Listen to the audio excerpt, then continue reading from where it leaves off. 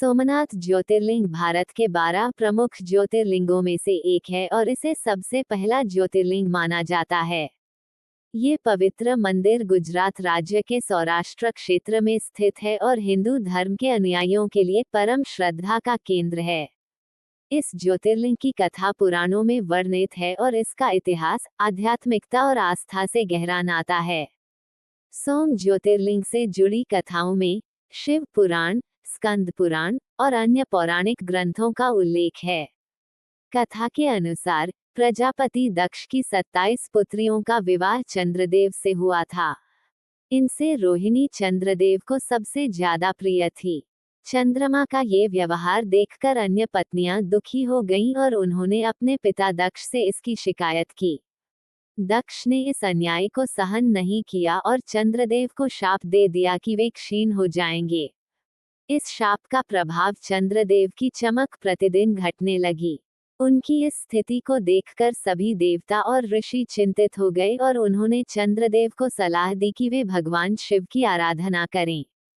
चंद्रदेव ने सौराष्ट्र के प्रभास क्षेत्र में तपस्या शुरू की। उनकी कठोर तपस्या से प्रसन्न होकर भगवान शिव ने उन्हें दर्शन दिए और शाप के प्रभाव को कम करने का आशीर्वाद दिया। भगवान शिव ने कहा कि चंद्रदेव का कम होना और बढ़ना एक प्राकृतिक चक्र के रूप में होगा, जो आज चंद्र मास के रूप में जाना जाता है। इस घटना के बाद भगवान शिव ने स्वयं को ज्योतिर्लिंग के रूप में स्थापित किया, जिसे सोमनाथ नाम से जाना गया। सोमनाथ नाम का अर्थ है सोम अर्थात चंद्रमा और नाथ अर्थात भगवान। इस प्रकार भगवान शिव ने चंद्रदेव को उनके संकट से मुक्त किया और इस स्थान को अत्यंत पवित्र किया। मंदिर के गर्भगृह में एक शिवलिंग स्थापित है, जिसे ज्योतिर्लिंग के रूप में पूजा जाता है। ये शिवलिंग दिव्य ऊर्जा का प्रतीक माना जाता है। ऐसा माना जाता है कि सोमनाथ मंदिर का पहला निर्माण स्वयं चंद्रदेव ने चंद्रकांत मणियों से करवाया था। बाद में इसका पुनर्निर्माण राजा रावण और श्री कृष्ण ने भी किया।